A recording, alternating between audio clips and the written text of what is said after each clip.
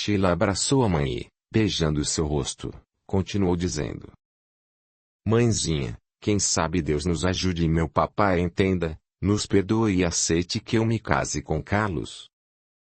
Filha, não espere por isso. O que vocês fizeram foi deveras grave, poderiam ter sido mais cuidadosos. Sempre a ensinei a respeitar as pessoas, e você deveria ter pensado melhor, antes de se entregar a um rapaz do modo como aconteceu. E muito triste para os pais saberem que a filha os traiu de forma tão cruel. Daqui para frente, pense bem antes de tomar decisões, que venham causar sofrimento aos seus semelhantes. O amor é lindo, eu bem sei disso, mas por que tinha de ser desse jeito?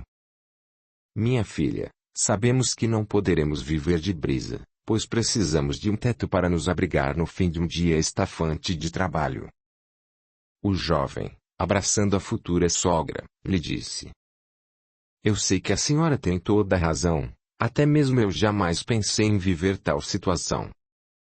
A senhora está me entregando o grande amor da sua vida, mas pode ter certeza de que eu vou cuidar dela como a senhora cuidou até hoje. Se for preciso, eu darei minha vida em seu favor.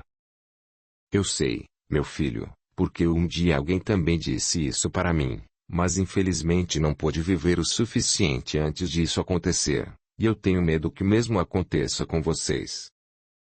Fique tranquila, Dona Teresa, para onde vamos eles nunca vão nos encontrar. Lembre-se de que estaremos orando pela senhora e por ele para que um dia possa nos perdoar. Isso será difícil acontecer. E rezem para que ele nunca encontre vocês, porque, se encontrá-los, vocês terão um fim muito triste. Ao ouvir aquelas palavras, o jovem se fez forte e disse: A minha vida só existe se a dele existir. Longe dela não posso e não consigo viver, porque ela é o ar que respiro, é o alimento que mata a minha fome, é a luz da minha vida. Ao ouvir aquela declaração de amor, Sheila sorriu e disse: Mamãe, Carlos também completa a minha vida, sem ele não consigo viver.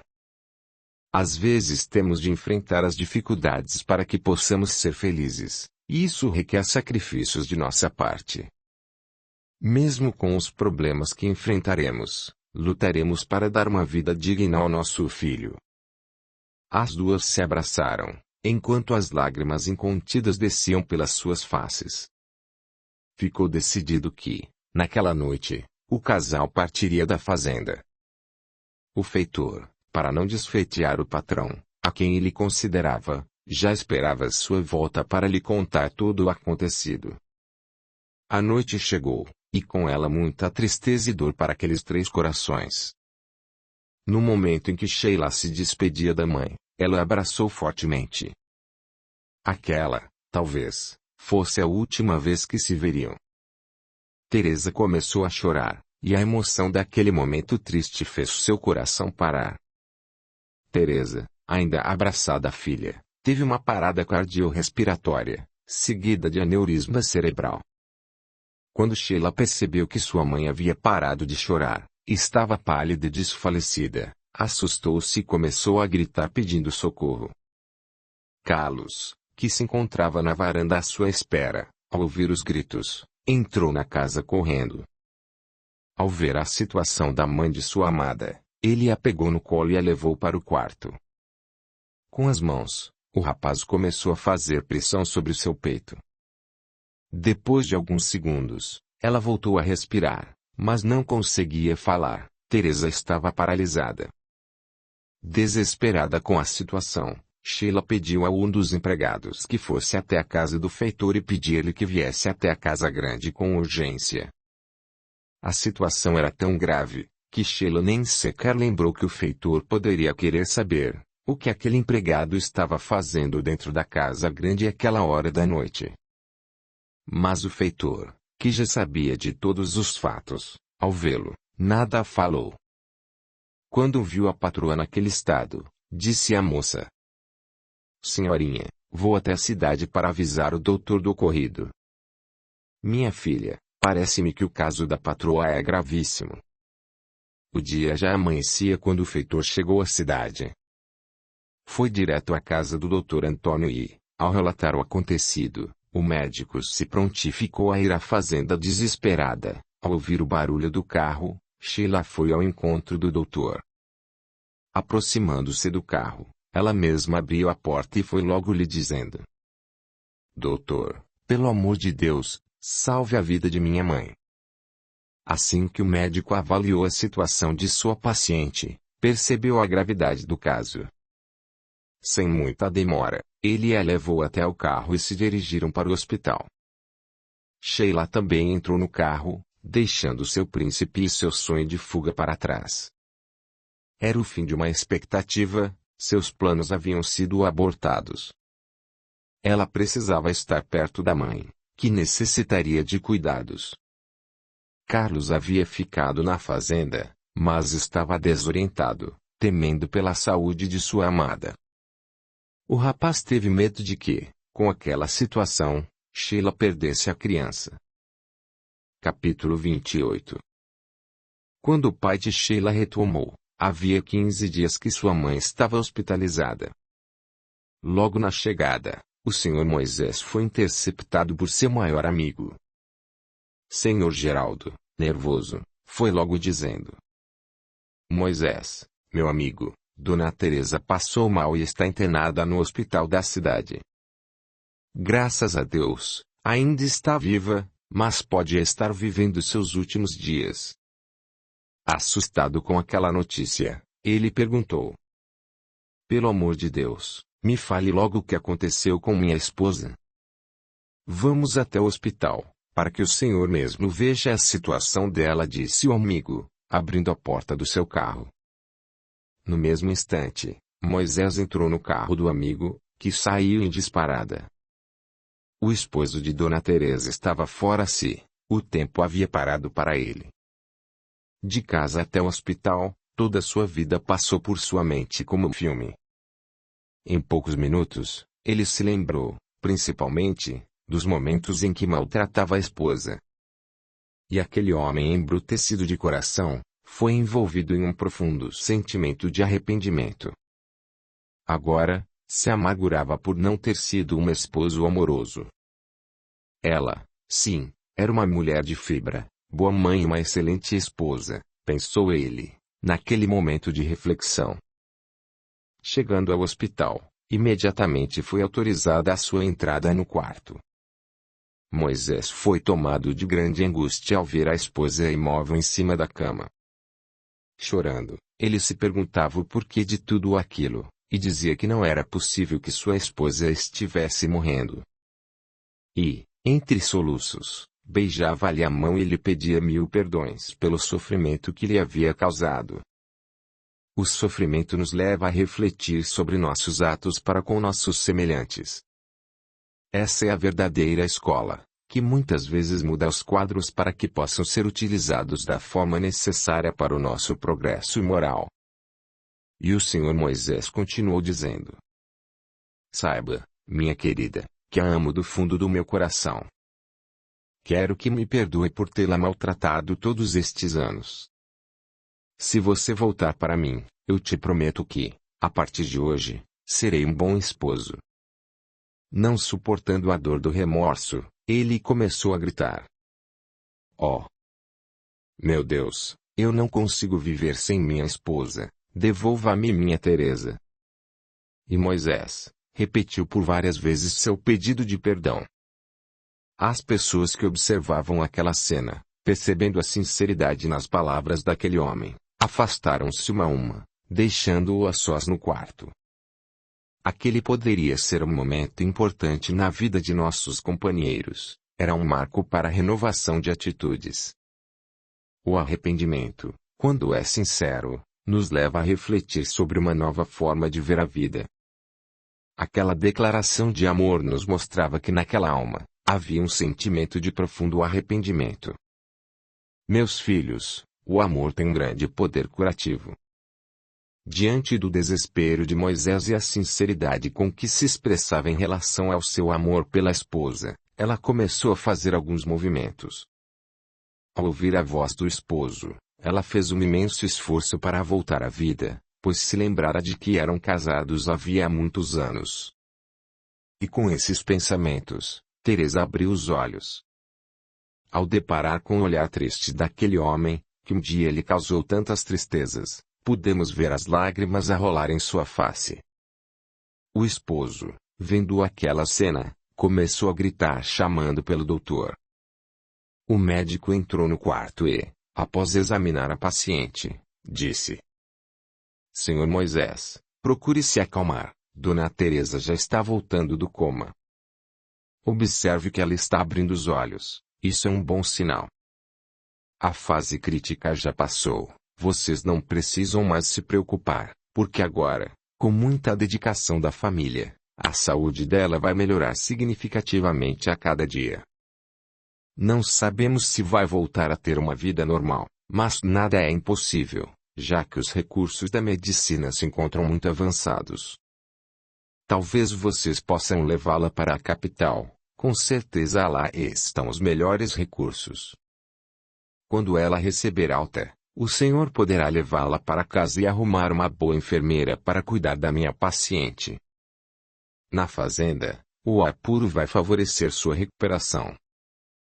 Sabemos que essa enfermidade costuma deixar lesões profundas, mas com um pouco de paciência, se obtém bons resultados. Os exames ficarão prontos em mais alguns dias, só aí poderemos dizer com precisão se ela irá para a fazenda ou se vocês devem procurar outros recursos na capital. Moisés, aflito, perguntou ao médico se, caso ele levasse a esposa para casa, ele poderia acompanhá-la em seu tratamento. Dr. Antônio, sempre atencioso, lhe disse que, com certeza, poderia visitá-la nas segundas e nas sextas-feiras. Quando Teresa recebeu a alta, o médico indicou à família uma enfermeira competente. Essa profissional tinha experiência em cuidar de pacientes acamados. Com o passar do tempo, seu quadro clínico já estava bem suavizado. Era visível a melhora de Teresa. Ela já conseguia realizar alguns movimentos com os braços e pernas e, gradativamente, começava a se lembrar das coisas e a reconhecer as pessoas. Ela era uma mulher forte, e isso contribuiu para o seu restabelecimento. Nesse tempo, adquiria uma semi-independência para os cuidados com higiene e alimentação. Restava-lhe somente conseguir voltar a caminhar. Sheila, no entanto, ainda alimentava seu grande desejo de fugir para um lugar bem distante dali, onde ela e seu amor pudessem viver em paz. Desde que soube pela mãe, das maldades que o pai era capaz de fazer, teve vontade de sair dali e criar seu filho longe daquelas energias ruins. Seu medo era que, com sua fuga, a saúde de sua mãezinha piorasse e ela tivesse novas crises. Mas o tempo passava e estava ficando difícil esconder a gravidez, pois sua barriga já estava bem crescidinha. A patroa já se encontrava bem melhor, e Sr. João viu que era o momento de contar ao patrão tudo o que sabia, pois temia que ele descobrisse a gravidez da filha por intermédio de outras pessoas. E, se isto acontecesse, como ficaria sua lealdade para com o patrão? Certo dia, quando Moisés estava saindo com seus filhos para uma caçada, o empregado pediu permissão para ir junto com eles. Essa caçada acontecia uma vez por mês, e aquele era o momento apropriado para lhe contar o acontecido. Eles reuniam a cachorrada e saíam pelas campinas à procura de veados. Durante a cavalgada, seria o momento ideal para contar ao patrão tudo o que havia presenciado, quando da sua viagem para Mato Grosso. O humilde funcionário tentava encontrar as palavras certas para falar do assunto. Quando pararam no alto de uma campina, um lugar deslumbrante, ele pensou: "Eu aqui o lugar." Enquanto fazia o café, ele disse: "Patrãozinho, desculpe-me, mas não fui bom o suficiente para evitar que acontecesse uma tragédia no seio de vossa família. Apesar do meu esforço, falhei. Tenho plena consciência de que o patrão poderá até me mandar embora daqui, pois meu erro não tem perdão. Fomos traídos por alguém que um dia eu mesmo apresentei ao Senhor. Eu achava que aquele rapaz pudesse ser uma pessoa boa e respeitadora, assim como é um bom trabalhador. Eu jamais imaginei que ele pudesse trazer tantos transtornos para nós. O silêncio do patrão o deixava nervoso. Muito triste com o ocorrido, ele continuou dizendo: "O senhor pode fazer minhas contas que amanhã mesmo sairei da fazenda. Eu só gostaria de que o senhor me perdoasse, pois devo-lhe muitas obrigações." O fazendeiro, sem entender o que estava se passando, pediu a seu empregado que explicasse melhor o porquê de toda aquela conversa. E, um tanto nervoso, disse: "Desembucha logo, não fique aí parecendo cachorro, que fica andando em círculos para se deitar. Diga logo o que aconteceu de tão grave na minha ausência." "Na verdade, patrão, o fato não se deu na sua ausência." E, gaguejando muito, disse: "Uma coisa séria aconteceu com sua filha. Eu não acredito que você não tenha conseguido cuidar da minha casa." Enfurecido, Moisés disse ao empregado: "Pelo amor de Deus, diga logo o que aconteceu com minha princesa." O senhor João, homem sério, leal às recomendações do patrão, olhou para ele e disse: "Fiz de tudo, mas Carlos, aquele empregado da fazenda traiu nossa confiança."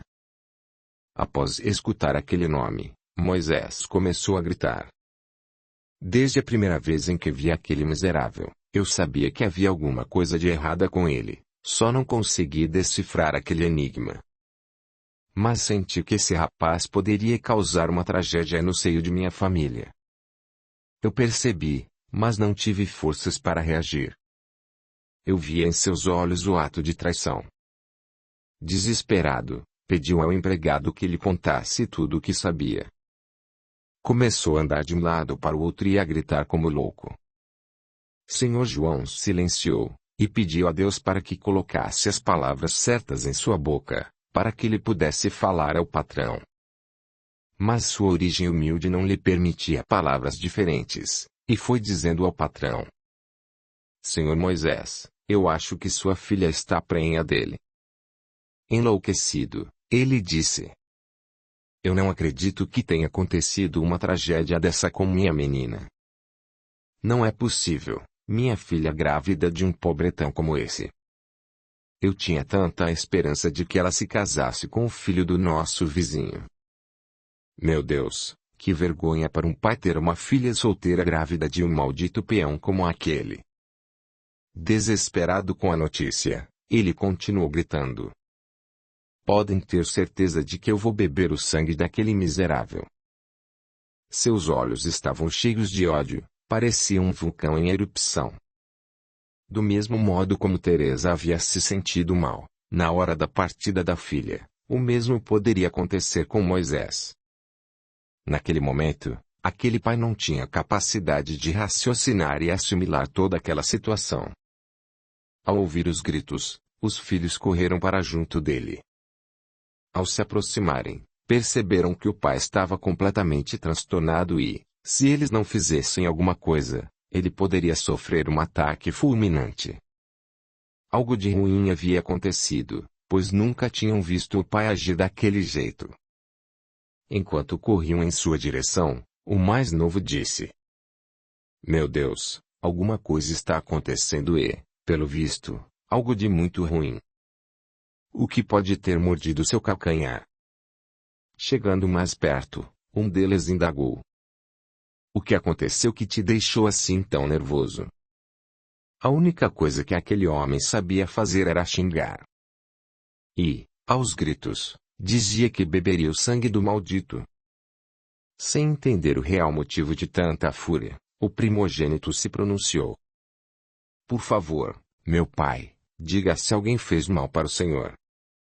Moisés, depois de extravasar todo o seu ódio, contou aos filhos tudo o que ouviu do empregado. Dominado pela raiva, o mais velho foi o primeiro a falar: "Meu pai, é certo que vamos acabar com esse rapaz, mas é preciso que tenhamos cuidado para que Dona Teresa não saiba de nada." ela está se recuperando e não pode sofrer nenhuma contrariedade. Vamos montar um esquema para acabar com aquele miserável, mas temos de agir com bastante calma. Eu quero ser o primeiro a arrancar-lhe um pedaço da orelha. Deixe o seu gostei, comente, compartilhe, e se inscreva. Para você não custa nada, mas para nós, faz muita diferença. Ajuda o canal a crescer, e seguir publicando. Obrigado. A gratidão é o caminho da evolução. Capítulo 29. Ali mesmo, no meio da mata, eles deram início ao plano para matar o inimigo da família.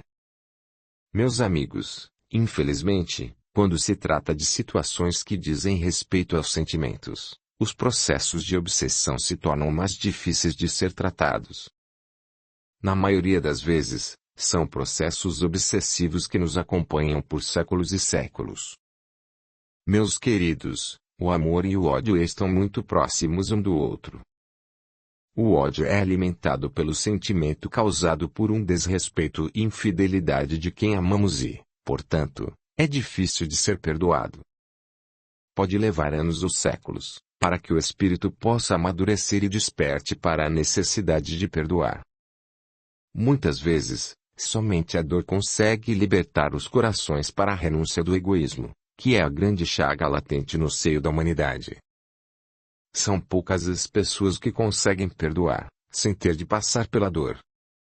Somente pelos conhecimentos adquiridos dentro dos caminhos da evolução conseguiremos perdoar. A maioria sofre as consequências de seus atos, mas se coloca como vítima. Mesmo passando por reencarnações de grandes sofrimentos, não consegue se libertar desse ódio, que é uma ferida crônica que existe no fundo da alma. Para muitos, mesmo que tenham se passado anos, quando se lembram dos fatos que aconteceram na juventude, o ódio bate forte em sua alma. Este é o sinal de que a pessoa ainda não aprendeu a perdoar.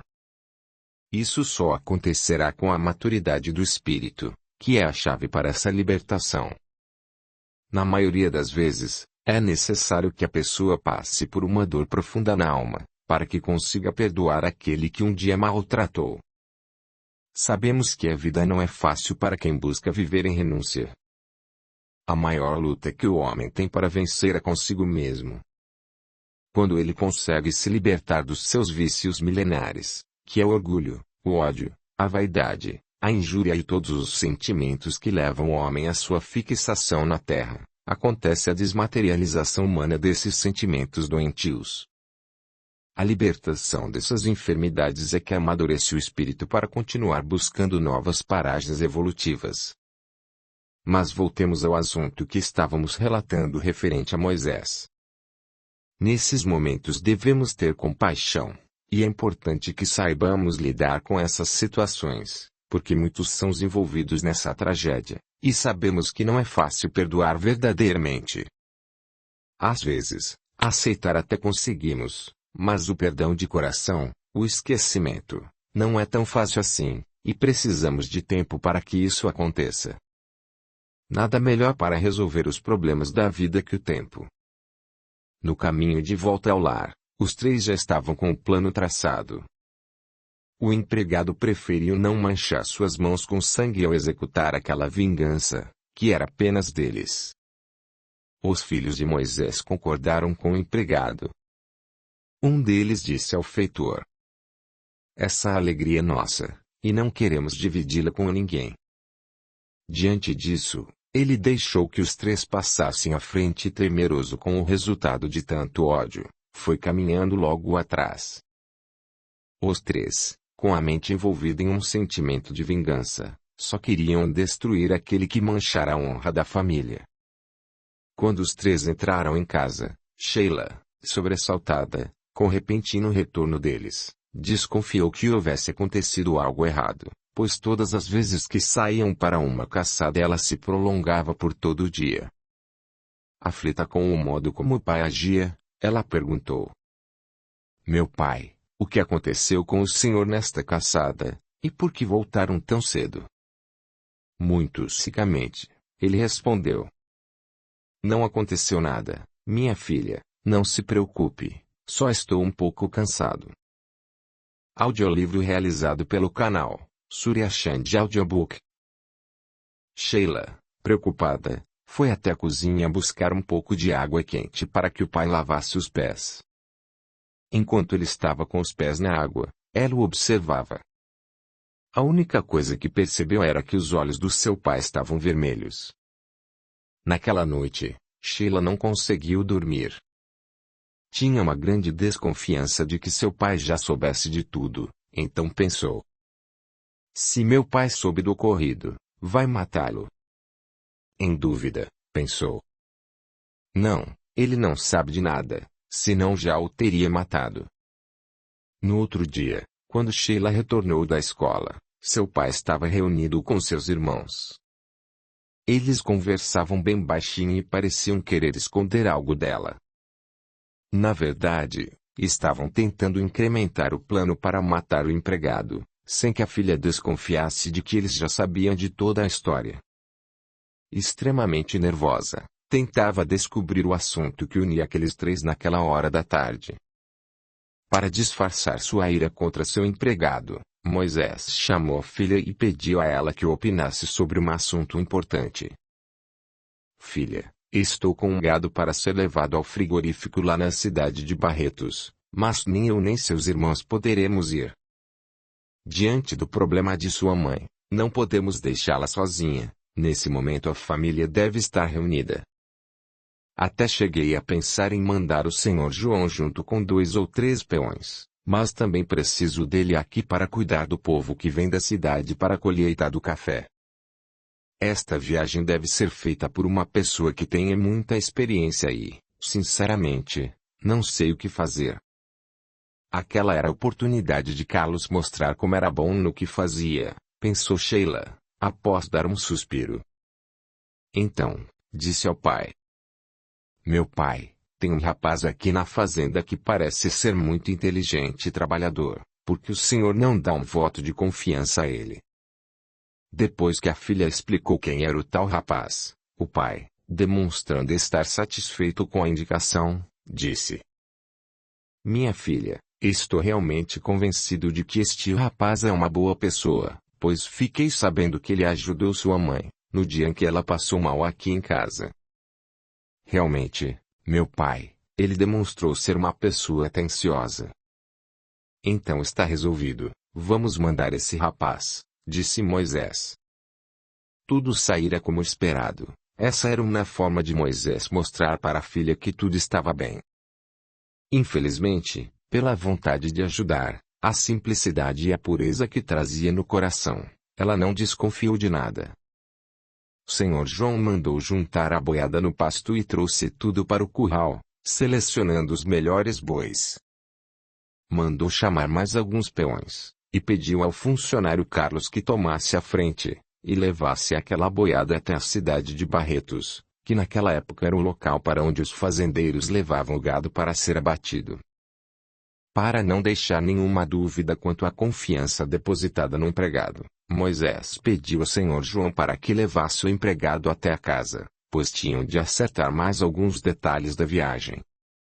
Tanto Sheila quanto Carlos estavam radiantes, e isso pudemos constatar ao ver o encontro dos dois dentro da casa grande. Passava pela mente de Sheila que, diante dos valores do rapaz, quem sabe seu pai pudesse aceitar o relacionamento entre os dois e toda aquela situação se resolvesse sem que eles precisassem fugir. Acostumados a se comunicar por gestos e olhares, ali mesmo na sala ele marcou um encontro para aquela noite, no lugar de sempre. Quando já estava tudo acertado, Carlos disse ao patrão: Senhor Moisés, estou pronto para o servir. Amanhã cedo partiremos para levar sua boiada até Barretos e me empenharei ao máximo para que tudo transcorra bem. Para fechar com chave de ouro aquela trama, Moisés disse ao moço: não se preocupe, eu confio no seu trabalho, pois recebi boas informações a seu respeito. Sheila estava radiante e feliz ao ouvir as últimas palavras proferidas pelo pai. Aquele seria um passo importante na vida dos dois, pensou Carlos. E assim aconteceu. Na madrugada, os dois se encontraram debaixo da mangueira. O encontro foi marcado por juras de amor.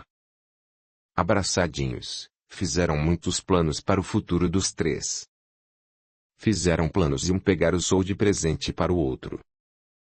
Nessa história de amor, eles se esqueceram que o amor deve ser vivido em sua plenitude, mas é necessário discernimento, bom senso e algo que vai muito além, o respeito aos seus familiares e a si mesmos. Para se viver plenamente, não podemos nem devemos ferir quem quer que seja, isso porque dentro da lei de causa e efeito nada fica impune. A lei determina que para cada ação há uma reação. E aqui fica uma pergunta. Como podemos saber se estamos agindo de forma errada? Meus filhos, nossa consciência nos mostra nosso erro. Muitos podem dizer que acharam que estavam agindo certo. Será que não estamos tentando encobrir nossos erros? Somos espíritos milenares e conhecemos o Deus de amor e bondade. Aquele era o último dia de vida de Carlos. Ele pagaria com a vida o mal que criara para si mesmo e para aquela jovem. Os dois aproveitaram cada instante em que estavam juntos, para reafirmarem o amor que sentiam pelo outro. Fizeram planos e mais planos para o filhinho que iria nascer. Trocaram ideias sobre o nome que iriam dar àquela criança. Sheila só retomou para seu quarto, quando os galos da fazenda começaram a cantar.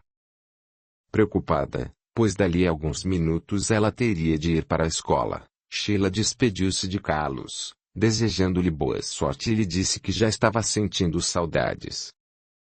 Nas primeiras horas do dia, Carlos deixou a fazenda rumo a Barretos. E, mais uma vez, ali na porteira da fazenda, o rapaz encontrou sua amada indo para a escola. Do mesmo modo, abriu a porteira, mas desta vez ele foi mais audacioso. Dirigiu-se até o carro e, educadamente, pediu ao motorista para falar com a moça. Sem se importar com os olhares curiosos do motorista e dos peões, ele colocou suas mãos sobre as mãos da jovem e deu-lhe um beijo.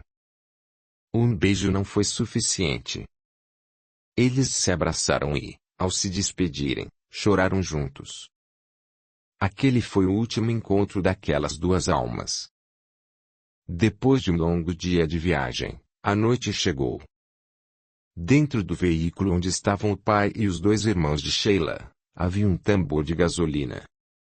Eles escolheram o maior, pois seria ali o lugar onde colocariam o corpo do homem que havia desonrado a família. Aproximadamente às 23 horas, enquanto todos provavelmente dormiam, os três saíram de mansinho, atravessando uma pequena trilha até chegarem às margens do rio onde Carlos e seus peões iriam passar a noite. Os peões dormiam ao lado da grande fogueira e, um pouco mais afastado, estava Carlos. Ele estava recostado em um tronco de árvore, com o chapéu sobre o rosto. Os filhos de Moisés se aproximaram e, sem fazer o menor ruído, tamparam-lhe a boca e os olhos.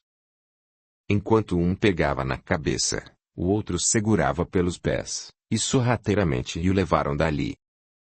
Quando já estavam em lugar seguro, encheram-lhe a boca de estopa, ele não podia gritar.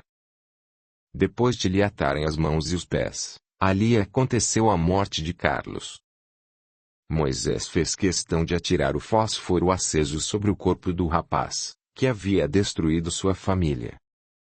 Quando os três perceberam que não existia mais nenhuma centelha de vida naquele corpo e que já estava reduzido a uns poucos pedaços de carvão, eles os recolheram e, debaixo de muito xingamento e de modo cruel, colocaram seus restos mortais dentro do latão.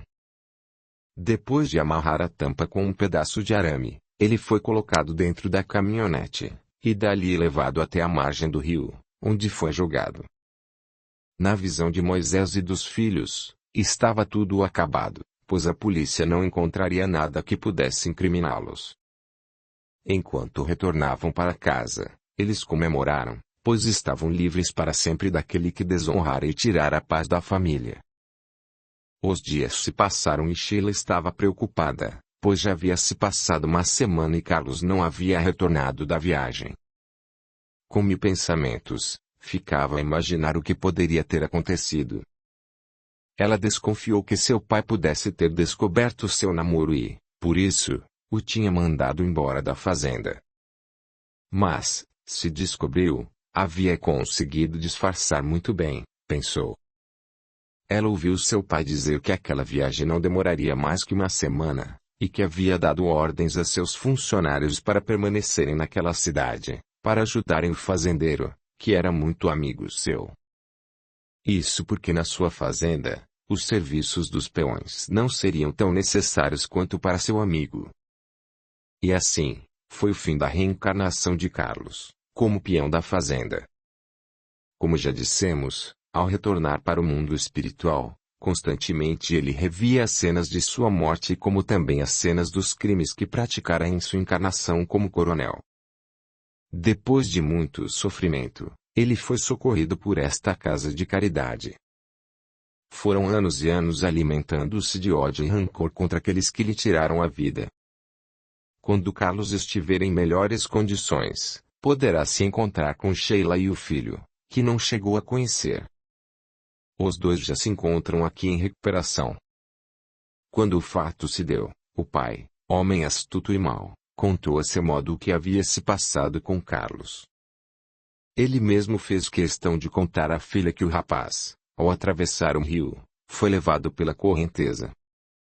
E ainda lhe disse que, no momento em que se deu o fato, os peões haviam procurado o corpo e não encontraram. A princípio, ela acreditou, mas depois de algum tempo pressentiu que havia algo de errado na versão dos fatos, mas não tinha motivos para não acreditar. Tudo levava a crer que isso realmente tinha acontecido.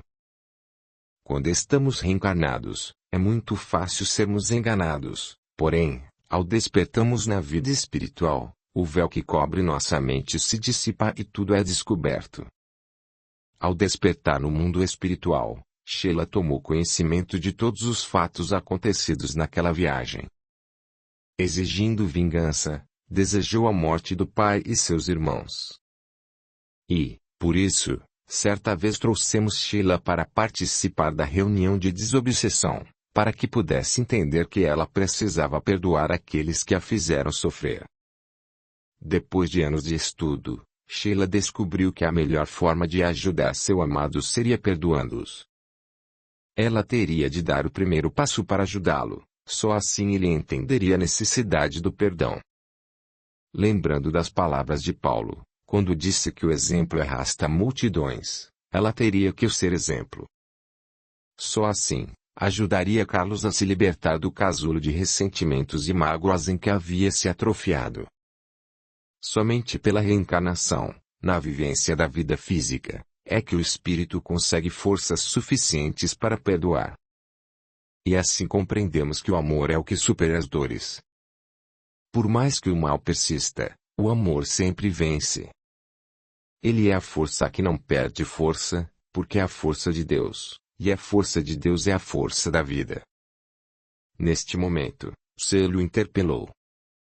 Ernesto, como está hoje a situação de Carlos em relação ao fazendeiro Moisés, seu maior inimigo?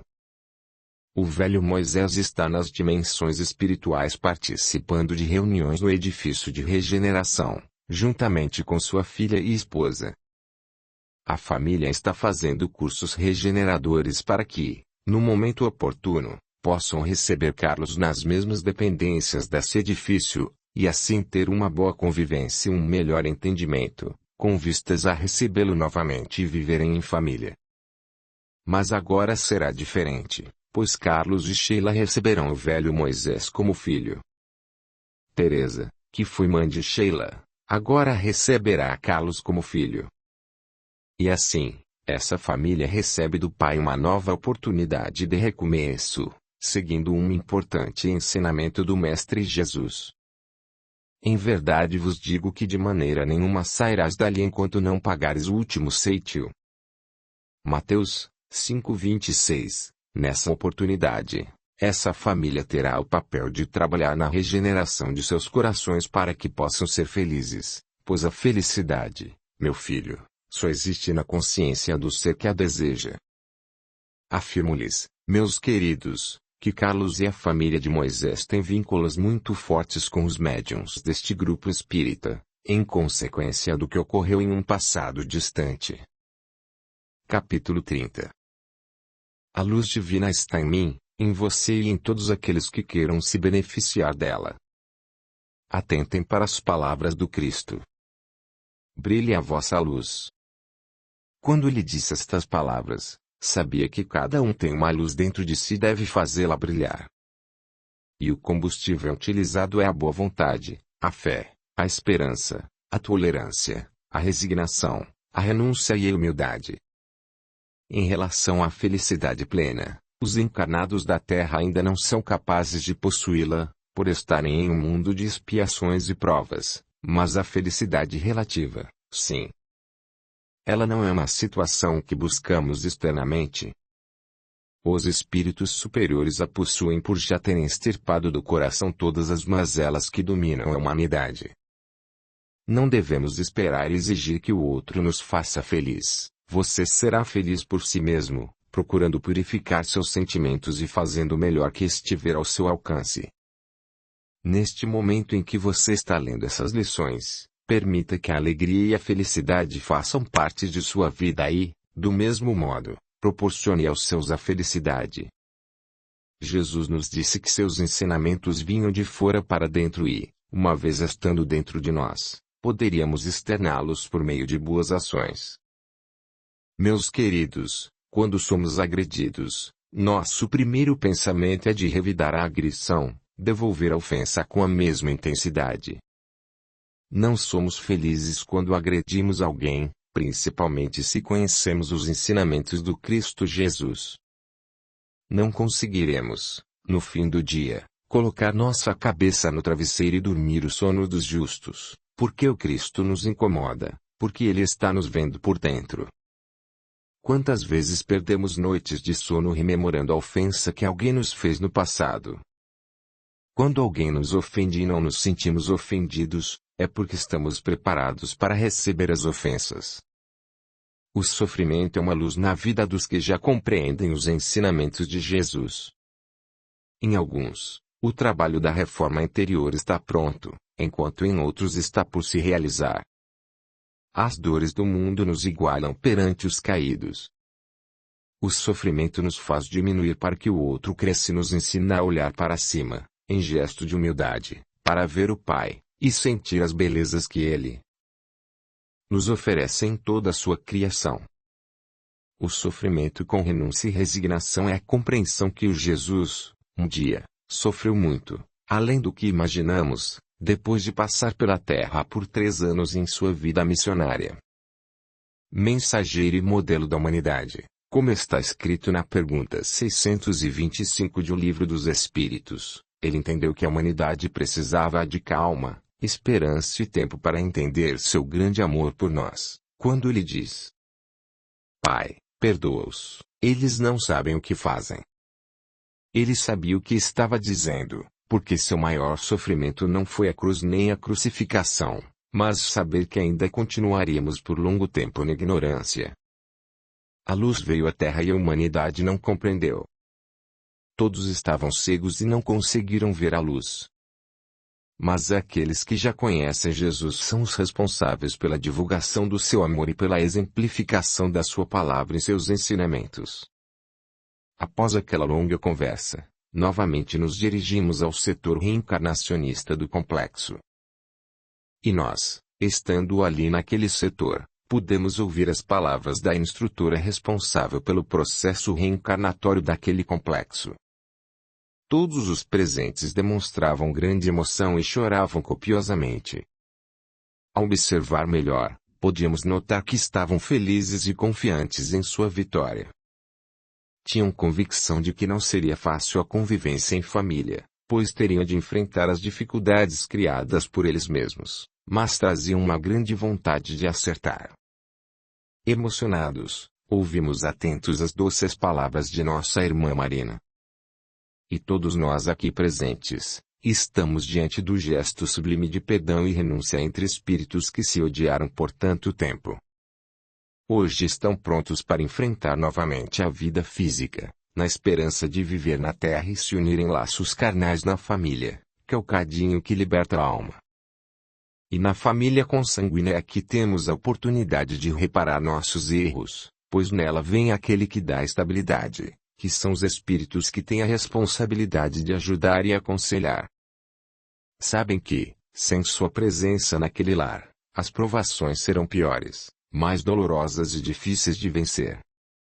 Em todas as famílias sempre reencarna um espírito com um pouco mais de conhecimento, que tem o compromisso de dar suporte e amparar, aconselhando, exemplificando e sendo ponto de apoio.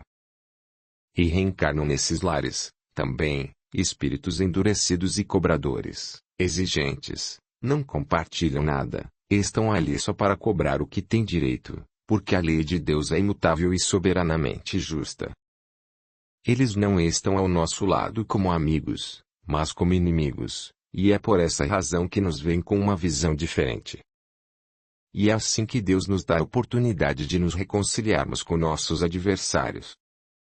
Ernesto, depois de tantos anos de planejamento, será que tudo o que está sendo dito nesta ocasião será assimilado por nossos companheiros quando estiverem encarnados na Terra? Indagou Célio. Célio, meu querido, quando o homem está vivenciando a experiência carnal, muitas vezes se recolhe para o repouso do corpo físico triste sem esperança. Mas, ao elevar o pensamento a Deus por meio de uma prece, quando adormece, é trazido para o plano espiritual para reviver em suas telas mentais tudo o que foi programado um dia, por eles mesmos. Após rever pequenos detalhes, sentem-se capacitados a enfrentar e vencer as dificuldades da vida. E, ao despertar no corpo físico, voltam a ficar alegres, pois sentem que encontraram a solução para o problema. Eles sentem saudade e melancolia, mas também forças para continuar vivendo e vencendo os problemas da vida. Sabemos que viver na Terra não é uma situação muito confortável. Imagine, se o espírito encarnado não tivesse a oportunidade de se encontrar com amigos espirituais no momento em que adormecesse no corpo físico. Ele se sentiria abandonado à própria sorte. Ao chegar aqui, nós o motivamos e o levamos a participar de reuniões de estudos. A maioria se encontra com seus familiares, e esse encontro os leva a entender o porquê de estarem vivenciando dificuldades. Vocês observaram a quantidade de espíritos desencarnados que temos aqui? Os espíritos que estão ligados a um cordão fluídico, ou cordão de prata, são os espíritos encarnados. Muitos deles são frequentadores do grupo espírita e estão envolvidos nas atividades da casa. Temos aqui muitos médiuns passistas. Ali está uma companheira que trabalha na assistência social, e a seu lado está uma que trabalha na cozinha, a responsável pela alimentação servida aos necessitados. Aquelas duas senhoras que se encontram na cabeceira da mesa, recebem ajuda material e espiritual aqui na casa espírita. Naquele mesmo dia, participamos da reunião ostensiva no grupo espírita. Carlos, mais uma vez, foi levado até lá numa premente necessidade de ser ajudado. O médium doutrinador, com o coração envolvido em um sentimento fraternal, disse àquele espírito: com todo o respeito à sua dor, gostaríamos que observasse melhor o ambiente em que se encontra. Você está em uma casa de oração, onde os ensinamentos de Jesus são levados a todos os que amargam sua dor. Todo esse sofrimento vivido por você aconteceu há muitos anos. Ouça essa música e deixe que ela envolva seu coração. Todos nós aqui presentes te amamos muito e queremos ajudá-lo. A seu lado há uma equipe de médicos e enfermeiros que querem ampará-lo. Você será colocado em um leito confortável e bem limpinho. E será medicado, para o alívio de suas dores. Isso que você está vendo não é sua realidade de agora. E muito normal, quando passamos por um grande sofrimento, como o que você passou, continuar se lembrando do acontecido. Seja forte e veja como seu corpo está perfeito. Quando o doutrinador terminou de falar, Carlos pôde ver uma luz vindo em sua direção. Naquele instante, ele se viu por inteiro. Meu Deus, como não percebi que estava curado? Disse com a voz chorosa. Apesar de aquele espírito se apresentar com o corpo perispiritual em perfeitas condições, ele teria de passar por vários tratamentos na casa transitória. Ele foi acolhido por uma equipe de médicos experientes, na realização de cirurgias perispirituais, pois teria de se submeter a várias delas. Após ser envolvido em vibrações benfazejas, adormeceu profundamente, facilitando assim o tratamento. Seu corpo perispiritual estava completamente lesionado, portanto, permaneceria no UTI até o seu pronto restabelecimento. Carlos tinha débitos de encarnações anteriores, mas o sofrimento pelo qual passou ao desencarnar, poderia ter sido diferente. Ele poderia ter passado por alguma outra tragédia sem necessitar da interferência de nossos companheiros. No momento em que cometemos um crime, estamos interferindo nas leis divinas, porque Deus não criou o homem para cometê-lo. Para que suas leis sejam executadas, Deus não precisa se utilizar das mãos do homem para fazer justiça. Para isso existem as tragédias naturais, e muitos passam por elas em desencarnações em massa, cumprindo a lei de causa e efeito. São pessoas que foram envolvidas na mesma situação, e a lei divina as coloca próximas umas das outras para que, no momento certo, a lei seja cumprida. O próprio Espírito pede essa quitação. Nossa consciência está de acordo com os ensinamentos de Jesus e, enquanto não pagarmos o último sítio, não sairemos da terra. Quando Carlos deixou o recinto, eu disse aos meus companheiros. Antes do seu envolvimento com a filha de Moisés, ele era receptivo às nossas intuições, mas no momento em que o jovem se apaixonou, houve um completo distanciamento. O homem, quando se encontra na terra e se envolve com a paixão, tem muita dificuldade para receber nossas intuições. Antes de reencarnar, os amigos espirituais abriram os canais sensitivos, para que ele pudesse receber as intuições. Se ele estivesse atento, teria dado um salto muito importante em sua evolução. Mas, quando é dominado pela paixão, como já dissemos, o homem não consegue manter o equilíbrio, porque a paixão cega e domina as pessoas. E foi isso que aconteceu com Carlos. Capítulo 31. E nosso dever dar graças pela oportunidade dos trabalhos realizados no âmbito físico e espiritual. Quando chegamos ao salão principal do grupo espírita, eu disse aos meus companheiros: Meus queridos, hoje é um dia muito importante para esse núcleo hospitalar, pois comemoramos o Dia da Integração Divina. A comemoração é realizada tanto nas dependências físicas do grupo espírita quanto do complexo hospitalar, casa transitória. O que significa o Dia da Integração Divina? Indagou Célio. E o dia em que é realizado um dos mais importantes trabalhos nas dependências da casa espírita. Este foi um compromisso assumido por nossos companheiros quando estavam aqui no mundo espiritual.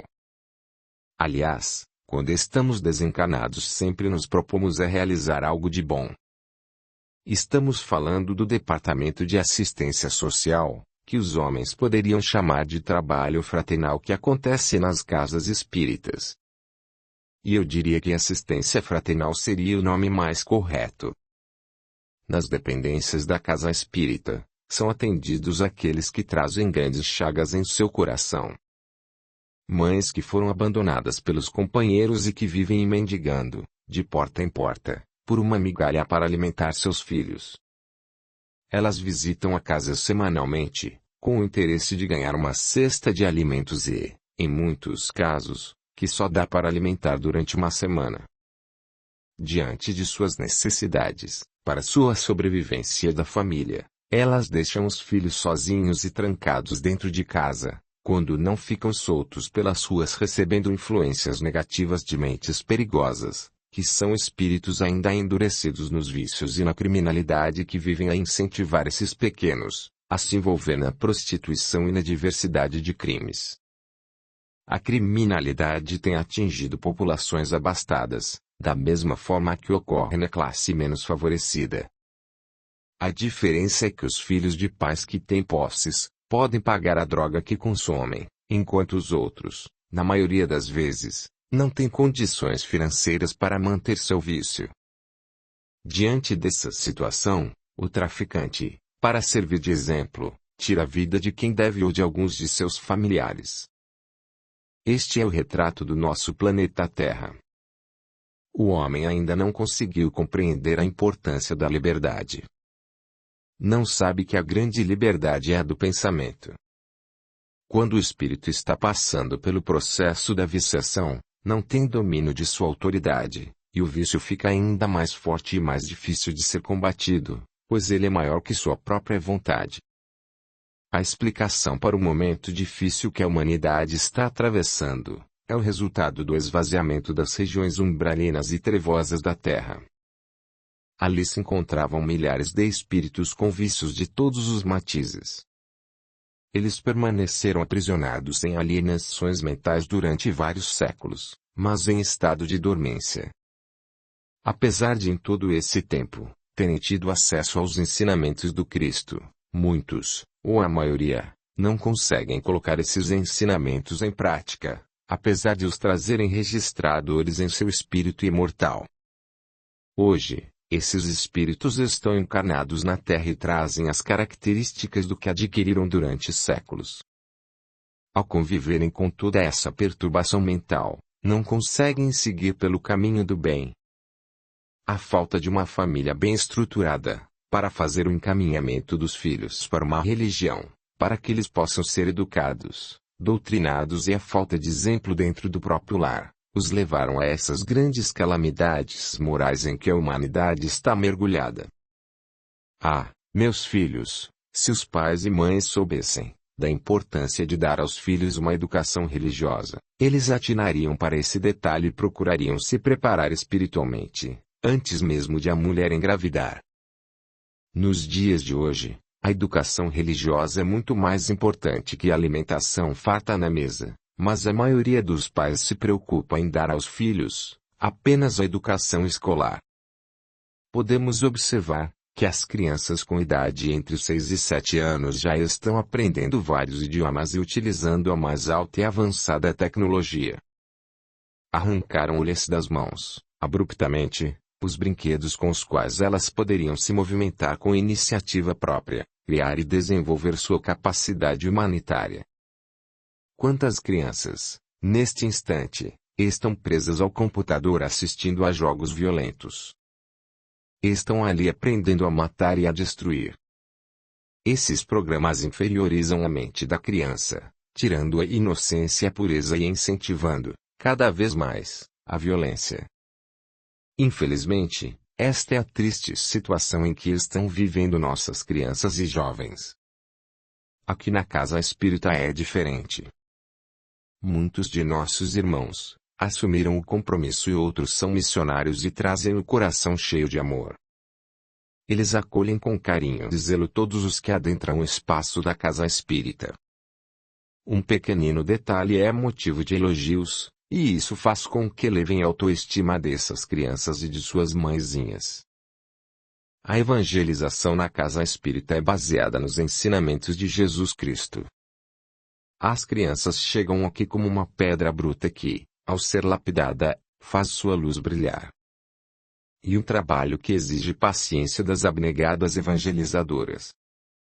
Elas regam seus coraçõezinhos com a água dos sentimentos sublimados e jogam a sementinha da luz divina do ensinamento do Evangelho de Jesus, para que um dia essa sementinha possa nascer, crescer e dar bons frutos.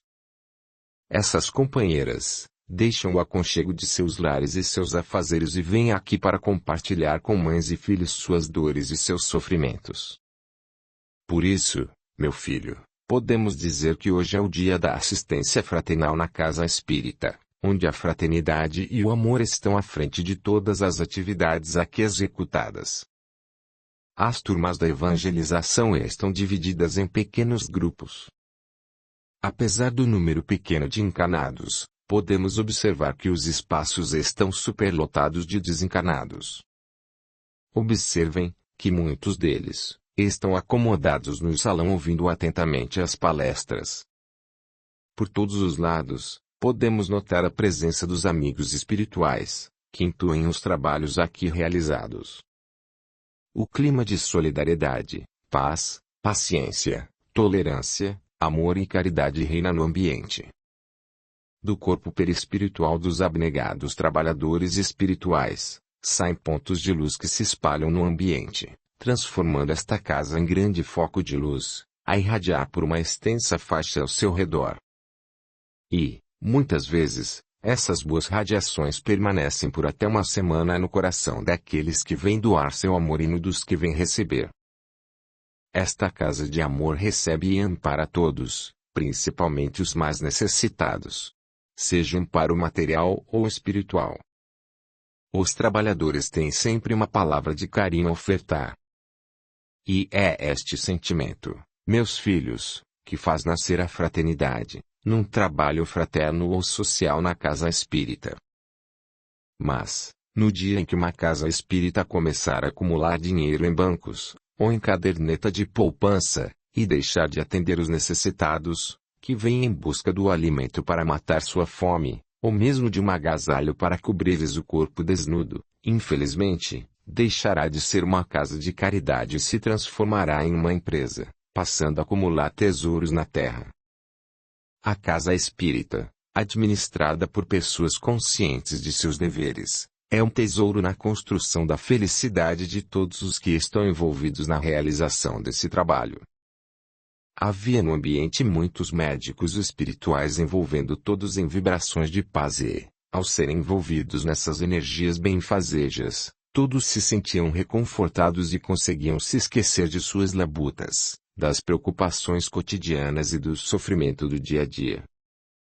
E sempre se emocionavam com as doces palavras de consolo que ouviam. Os médicos espirituais, aproveitando aqueles momentos de paz, realizavam pequenas ou grandes cirurgias em seus corpos espirituais. E as doenças que futuramente iriam se materializar no corpo físico deixavam de existir. Assim é o trabalho com a presença de Deus na Terra. Quando a caridade é solicitada pelo necessitado e não é correspondida, o socorro chega tarde. Mas nem sempre nossa vontade é a vontade de Deus, porque, às vezes, não estamos em boa sintonia. Mas é por meio da caridade que estaremos ligados às leis divinas, principalmente à lei de amor. A caridade é a materialização da presença de Deus na Terra. Por isso temos o papel de sensibilizar as almas endurecidas. Capítulo 32. Já estava completando uma semana que estávamos visitando as dependências daquela casa transitória, que está sob a direção de Eurípedes Barçanufo, que, por intermédio de seus mensageiros espirituais, tem o papel de trazer mensagens de paz a todos os corações. Muitas vezes, essas mensagens não chegam por palavras, mas, a maior parte em forma de ações como as que estão acontecendo aqui agora. Realmente, foi muito emocionante tudo o que pudemos ver e ouvir neste lugar. Disse Celina emocionada. Naquele tempo de visitação ao complexo hospitalar e às dependências da casa espírita no plano físico, quantas lições de vida Célio e Celina puderam presenciar. Com mais clareza puderam observar os trabalhos que são realizados em uma casa espírita. Conheceram os equipamentos utilizados na divulgação da doutrina espírita, que tem o importante papel de retransmitir a mensagem de consolo e paz às regiões umbralinas. Encantaram-se com as atividades do departamento social e também com os trabalhos realizados na divulgação da doutrina pelo rádio, sendo retransmitidos nas duas dimensões da vida. Os dois ficaram encantados com tudo o que presenciaram, mas o que tocou profundamente seus corações foi a distribuição dos livros da codificação kardeciana realizada pela direção do grupo.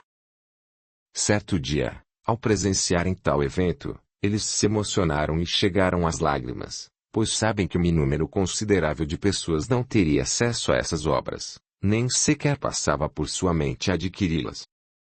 Quando viram o sorriso e a alegria dos que recebiam os livros como presente, perceberam a importância do maravilhoso trabalho ali realizado. Recebê-las como gesto de carinho torna as obras muito mais valorizadas do que quando são compradas, porque vêm mantadas com muito amor. Quando os tarefeiros do plano físico deixaram o ambiente da casa espírita, eu disse aos meus 2 acompanhantes: meus filhos, agora que Manuela já se encontra em plena recuperação e já foram realizados os preparativos para seu retorno ao corpo físico, nossa missão aqui já está chegando ao fim.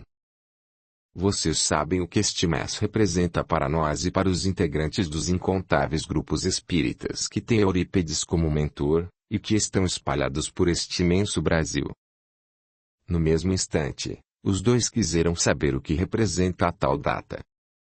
Meus queridos, no mês de maio é feito um balanço dos trabalhos que realizamos durante o ano. E neste mês, que prestamos conta ao nosso saudoso benfeitor espiritual Eurípides Barçanufo, de todos os trabalhos executados pelos tarefeiros dos grupos espíritas. Todos nós sabemos que Eurípides representou para nós o grande modelo de caridade. Ele foi um verdadeiro emissário de Jesus na Terra, e conseguiu ser um verdadeiro discípulo, pois cumpriu com fervor todos os ensinamentos do Mestre. A evolução de Eurípides Barçanufo está distante do nosso raciocínio. Sua trajetória na Terra, despertando os laços de caridade, de fraternidade e de educação, começou há milhares de anos, depois de vivenciar essas experiências por dezenas de reencarnações na Terra. E a cada uma dessas vivências, melhor ele cumpria seu papel. Por tamanha evolução que tem nosso mentor, podemos dizer que a única pessoa que conhecemos, que pôde ver e falar com Jesus, foi somente Eurípides Barçanufo, quando estava encarnado. E por isso, podemos aqui imaginar sua ligação com o Mestre. A amizade entre eles já vinha de um tempo incalculável para nossa imaginação. Não queremos falar aqui sobre a vida do nosso mentor Eurípides Barçanufo, porque esse não é nosso objetivo. Comprometemo-nos somente em falar dos trabalhos realizados nas dependências do grupo espírita e do complexo hospitalar no mundo espiritual. Todos estes relatos auxiliarão os trabalhadores da casa, porque, ao lerem estas páginas, irão entender a importância da fidelidade ao trabalho e compreenderão que os trabalhos vão além do que se vê entre as 4 paredes, onde estão acostumados a permanecer. Ao tomarem conhecimento das tarefas realizadas nas dimensões espirituais da casa espírita, vão saber a importância da afinidade do trabalhador com o trabalho e a obra social. As obras sociais ou trabalho fraterno que acontecem em uma casa espírita, podem ser comparados, logicamente em nível inferior, com o trabalho realizado por Jesus quando saía a pregar a Boa Nova. A casa espírita, quando é conduzida com amor, representa a casa do caminho, que foi fundada pelo apóstolo Pedro para pregar e praticar os ensinamentos do Mestre Jesus. Quando Pedro fundou a casa do caminho, deu o primeiro passo para a propagação dos ensinamentos do Cristo. Ela foi um belo modelo que deve ser seguido. Apesar de a atmosfera, naquela época, estar envolvida pelo magnetismo da presença de Jesus na Terra, ainda hoje, podemos comparar a casa espírita com um dos caminhos a serem seguidos, por todo aquele que quer avançar em seu crescimento espiritual. Mas, se ela se distanciar desse modelo, também se afastará das obrigações divinas. Afastando-se das obrigações divinas às quais foi destinada desde sua idealização no mundo espiritual, infelizmente passa a ser mais material que espiritual. À medida que os integrantes de uma casa espírita se esforçam para se melhorarem e se humanizarem, consequentemente o progresso chega a essa casa, e assim o grupo continua a ser assistido por uma falange de benfeitores espirituais. Entretanto, no mundo espiritual, os espíritos agem livremente, sem dependerem dos encarnados. Mas, para que uma obra idealizada nas dimensões espirituais seja materializada na Terra, é preciso que as emanações divinas estejam presentes no coração de cada trabalhador encarnado. E assim, vamos criando um elo entre os 2 mundos. Quando terminei, já era o momento de nos reunirmos com todos os envolvidos naquela bendita tarefa que se encerrava. Juntaram-se a nós outros companheiros que já se encontravam ali, havia anos, no trabalho devotado em favor dos nossos semelhantes e que, naquele momento, deixavam aquela tarefa, pois haviam cumprido seu tempo. Uma boa parte deles iriam para a colônia espiritual Nova Esperança e, nesta oportunidade, conheceriam nosso instrutor espiritual Eurípedes Barçanufo. Quando todos já se encontravam reunidos, eu lhes disse: Meus amigos, no dia 2 de maio comemoramos o aniversário de Eurípedes Barçanufo. Todos os anos, nesta data, ele se reúne com todos os tarefeiros, no pátio do Colégio Allan Kardec, e o encontro acontece debaixo de uma frondosa mangueira. As equipes chegam de todas as partes do nosso Brasil, e também do exterior. Os trabalhadores das casas transitórias e das colônias que estão sob seu comando, também se reúnem ali. Neste encontro, recebemos orientações e tomamos conhecimento de toda a programação que teremos de realizar no ano seguinte. Essas reuniões se transformam em uma imensa festa espiritual, onde Eurípedes nos presenteia com uma linda palestra. Assim que terminei de falar, já era hora de partirmos. Célio e Celina estavam gratos pela oportunidade de conhecerem a verdadeira história de Manuel e em saber que estavam amparados. Naquele dia, chegaram ao complexo hospitalar muitas equipes que tinham o compromisso de substituir aquelas que estavam de partida para assumirem novos cargos em outras casas transitórias ou em outras colônias. Alguns desses trabalhadores se preparavam para reencarnarem na Terra, para continuarem o trabalho na casa espírita, terrena após a desencarnação de outros companheiros que ali se encontravam, pois estavam chegando ao fim de sua missão na Terra e o trabalho não pode parar. Minutos antes de nossa partida, oramos em agradecimento pelos importantes aprendizados. Como um relâmpago, materializamo-nos na colônia Nova Esperança, e ali fomos recebidos com alegria por nossos amigos. No outro dia, ainda bem cedo, nos dirigimos ao Colégio Allan Kardec. Quando chegamos, já estava tudo preparado para o importante encontro com nosso mentor. No momento de nossa chegada, um coral formado apenas de jovens fazia uma apresentação. Um pouco afastados do jardim, estavam reunidos vários corais compostos de crianças bem pequeninas que também entoavam hinos de louvor. O clima era de festa, a alegria era visível na face de todos. Era a satisfação do dever cumprido.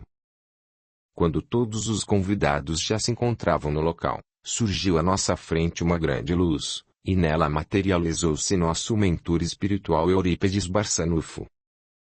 Ele trajava as mesmas roupas que gostava de usar, e tinha o mesmo corte de cabelo de quando viveu na cidade de Sacramento, em Minas Gerais. Numa tentativa de ofuscar sua luz, ele imediatamente se dirigiu à tribuna que fora preparada para que pudesse falar conosco. Após a saudação, começou dizendo: Meus queridos, sinto-me imensamente feliz com a presença de todos vocês. Quero agradecer-lhes pela grande homenagem que me prestam, não somente nas dimensões espirituais, onde nos encontramos desencarnados, mas também nas dimensões físicas deste colégio. Posso lhes afirmar que este é um momento muito importante para todos nós, em que nossos corações trocam os mais puros sentimentos de fraternidade e solidariedade. Quantas experiências adquiridas, em mais um ano de trabalho, junto aos necessitados que se encontram encarnados e desencarnados na Terra. Eu pude acompanhar, à distância, todos os trabalhos que foram realizados pelas equipes espirituais das casas transitórias. E, em alguns desses lugares, estive bem próximo de vocês por intermédio da mediunidade, que continuo exercitando aqui no mundo espiritual. A faculdade da ubiquidade permite-me estar em 2 lugares em curto espaço de tempo. Para vocês não é nenhuma surpresa que, após nossa desencarnação, continuamos a estudar e a trabalhar utilizando-a. A mediunidade é a grande forma que temos de falar com nosso mestre. o Cristo também a utilizou para falar com Deus. Em qualquer área em que atuarmos, seremos eternos aprendizes da mediunidade, pois todas elas são importantes para nosso crescimento espiritual. Pude presenciar situações dolorosas, juntamente com vocês, nos resgates de irmãos sofredores que viviam nas regiões umbralinas e trevosas da terra.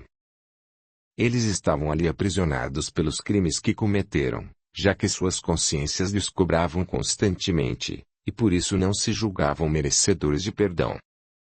E, ao fixar o olhar em meus dois companheiros, ele disse: "O caso de Manuela muito me emocionou. O esposo e os filhos queriam ajudá-la, mas ela não se julgava merecedora.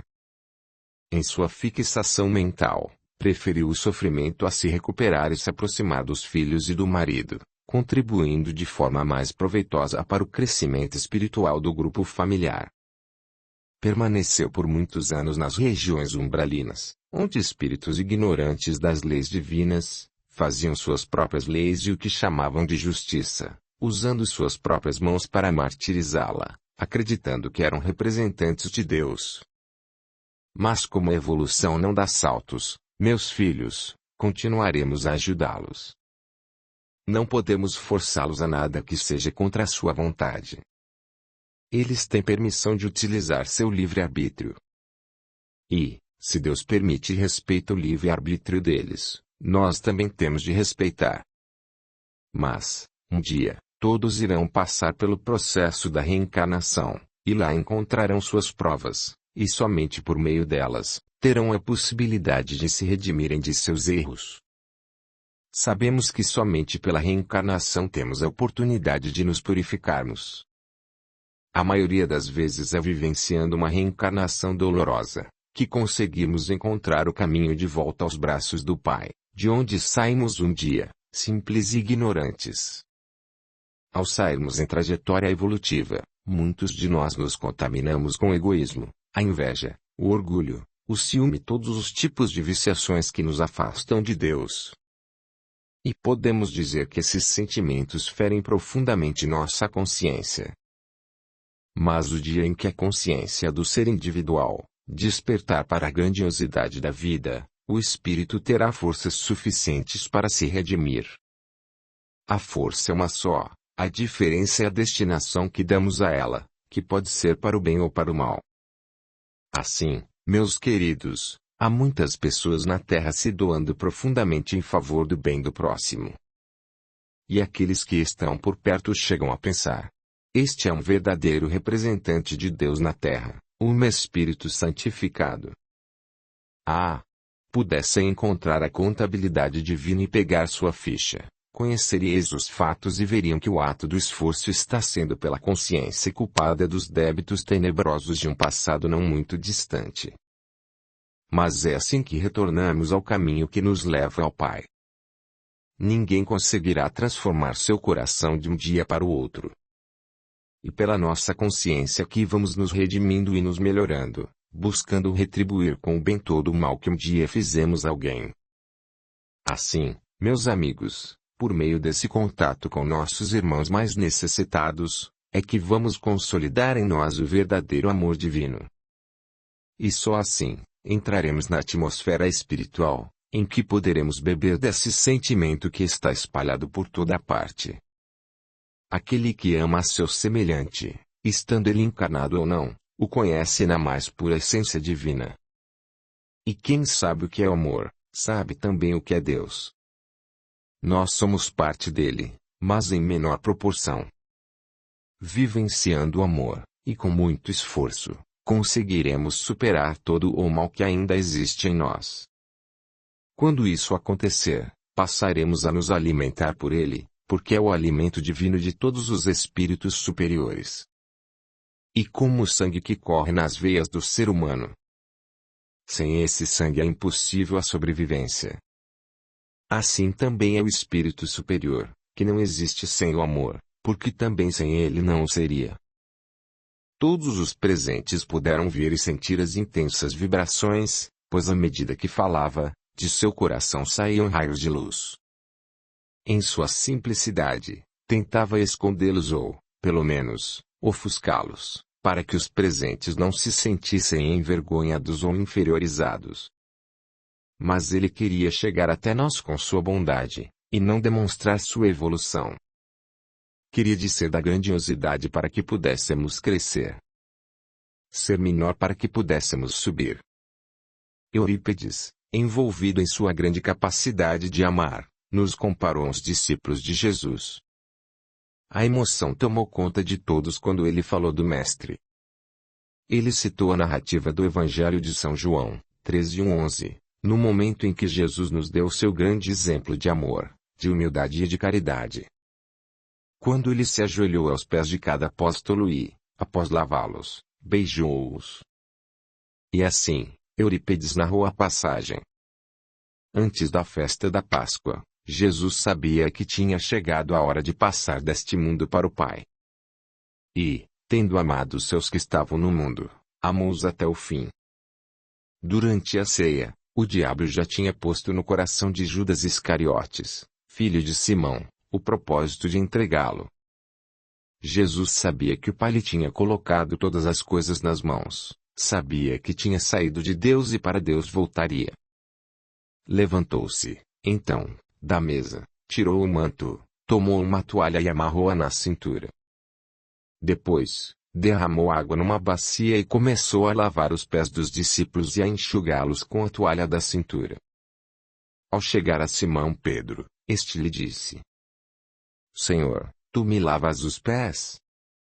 Jesus respondeu-lhe: O que estou dizendo não entendes agora. Mais tarde o compreenderás. Jamais me lavarás os pés, disse Pedro. Jesus respondeu: Se não te lavar os pés, não terás parte comigo. Simão Pedro disse: Então, Senhor, não só os pés, mas também as mãos e a cabeça. Jesus lhe disse: Quem se banhou precisa lavar só os pés, pois está todo limpo. Vós estáis limpos, mas nem todos estão. Jesus sabia que havia de entregá-lo. Por isso disse: Nem todos estáis limpos. Capítulo 33. Assim que encerrou a narrativa evangélica, ele completou, dizendo: Longe de mim querer ser como Jesus, mas, se pudesse, eu também lavaria e beijaria vossos pés. Eu não tenho amor o suficiente como o Mestre teve e tem, mas gostaria de, em espírito, abraçar todos vocês neste momento, encarnados e desencarnados que se encontram aqui, e todos os que se encontram nas dimensões espirituais executando seus trabalhos nas casas transitórias. Tenho certeza de que não sou merecedor de tanta gratidão como a que tenho recebido da parte de vocês. Mas, seguindo os ensinamentos de nosso Senhor Jesus, não posso dispensar o trabalho. Diante de minhas imperfeições, sinto que posso melhorar e por isso, preciso trabalhar cada vez mais. E cada oportunidade que me é possibilitada, como mentor espiritual de uma casa espírita, é o momento favorável que tenho para evoluir. O Mestre Nazareno é nosso maior modelo, e temos de segui-lo. Jamais passou alguém como ele pela terra e jamais passará, porque ele atingiu um grau de evolução tão elevado, que é impossível calcular com o pacato raciocínio de que somos dotados. Jesus está além da nossa imaginação sobre o que é o amor e a fraternidade. Ele conseguiu cobrir a si mesmo de tudo o que é justiça. Quem conheceu Jesus não o esquece jamais. Por isso, meus amigos, amem profundamente, do fundo do coração. Audiolivro realizado pelo canal Surya Chand Audiobook. Amem os criminosos, eles são nossos irmãos em Cristo e os mais necessitados, sem se esquecerem dos que foram violentados por crimes bárbaros. O amor não tem limites, e aqueles que necessitam dele são os suicidas, que cometem tal delito por desconhecerem as leis divinas. Amem a todos e não julguem ninguém. O Mestre nos disse: Não julgueis para não serdes julgados. Na verdade, ninguém tem nas mãos a ficha reencarnatória de ninguém, Mesmo se conseguisse avaliar as reencarnações passadas, não deveria julgar. Essa contabilidade somente Deus pode fazer. Mesmo quando a pessoa vive as mais terríveis dificuldades e está envolvida no mal, ainda assim ela está evoluindo. Nossos companheiros que ainda cometem crimes bárbaros, como os que temos presenciado na Terra, são espíritos que em outras encarnações cometeram crimes ainda piores. Muitos estão em luta constante para se desvincular dessas mazelas e, por mais que lutem, ainda estão envolvidos em energias densas e pesadas. Isso, meus queridos, é porque, como já lhes dissemos, não conseguiremos fazer uma mudança em nós de uma hora para outra. E, para ser mais claro, a natureza não dá saltos. Então, meus amigos, como julgar se não conhecemos nem temos mecanismos para fazer essas contas? Nós mesmos não fazemos a menor ideia de quanto mal já praticamos em nossas vidas passadas. Às vezes, temos pequenos flashes, lembranças, mas a visão de tudo ainda não temos. Deus, em sua lei de amor, sabe o que é melhor para nós. E essa lei universal que rege os mundos, as constelações e todo o universo. As leis de causa e efeito, de atração e repulsão, não deixam os mundos se chocarem uns contra os outros. Essa harmonia existe dentro de nós também. Cada célula, cada princípio inteligente está fazendo sua caminhada evolutiva, trabalhando para a sustentação do corpo físico e espiritual para nos oferecer condições de nos manifestar. E, por meio dessa manifestação, poderemos trocar experiências uns com os outros, como estamos fazendo agora. Se não tivéssemos o corpo espiritual, como seria nossa experiência? Ainda dependemos desses princípios inteligentes para que possamos, um dia, fazer a intercalação e nos transformarmos num todo, em respeito à lei universal. Precisamos do micro, dessa centelha divina que existe dentro de nós, para conhecermos o macro e atingirmos o alvo, que será a nossa evolução. Todos nós estamos interligados pelo princípio inteligente que habita em todos os reinos, que faz esse elo. E são esses reinos que administramos na Terra. O homem é responsável pelo desenvolvimento desses pequenos seres em formação. A grande importância do progresso para a raça humana, e a evolução dos seres humanos sobre a vida física nesse plano, nessa dimensão terrestre onde nos encontramos tendo a oportunidade de evoluir. Sabemos que o corpo físico ainda é muito grosseiro e desconhecido pela ciência humana. Se soubéssemos que dentro dele existem bilhões de seres individuais fazendo sua evolução na marcha do tempo, na trajetória do progresso diante da eternidade criada por Deus, permaneceríamos sempre em alerta com nossos pensamentos para não interferirmos na sua evolução, porque existe, de ambas as partes, uma ligação física e espiritual. Há um elo para o crescimento e o progresso entre todas as criaturas filhas do Criador. No momento em que o homem emite pensamentos de desequilíbrio, amargura e rancor, esses bilhões de seres, ao receberem essas energias destruidoras, entram em decadência, e isso atrasa a sua evolução e causa enfermidade no corpo físico, que é o veículo no qual o homem encontra a oportunidade de expurgar aquilo que já é enfermidade no seu corpo espiritual. Em seguida, essas doenças são expurgadas de seu físico se já estiverem materializadas. E é pela dor que o espírito começa seu processo de purificação. As palavras de amor e carinho transmitem a esses seres entusiasmo, saúde, alegria e motivação, e essas reações passam a iluminar a aura dos homens. Ao invés de homens com rostos pálidos e degradados, veremos rostos felizes e olhos brilhantes de alegria. Isso nos mostra a motivação dessas influências sobre o progresso e a evolução desses bilhões de indivíduos, que evoluem nos campos mais sutis da matéria, que nem mesmo um potente microscópio teria capacidade de perceber. Aprofundando um pouco mais essa visão, além do átomo e das partículas que foram divididas diversas vezes, existem bilhões de seres em um microcosmo profundo de nosso corpo físico até chegar à atmosfera do corpo sutil do perispírito. encontramos, ainda, bilhões de seres fazendo sua evolução nesse corpo que oferece a vida humana. A ciência, um dia, vai evoluir, e assim, penetrar profundamente nessas nuances mais sublimes. E, então, compreenderemos a grande importância dessa obra-prima criada por Deus, que é o corpo físico. Muitos de nós ainda não compreendemos a grandeza nem damos valor suficiente a esse corpo físico que nos abriga e nos dá a oportunidade de ser grandes maestros, podendo reger essa grande orquestra. Cada um tocando uma nota, para fazer essa verdadeira sinfonia da vida na materialidade humana. O homem precisa compreender que, dentro dessa atmosfera física, psíquica e espiritual, ele é o ser principal, que recebe os bilhões de seres e pode influenciá-los constantemente, positivamente, emitindo saúde e respeito, ou negativamente.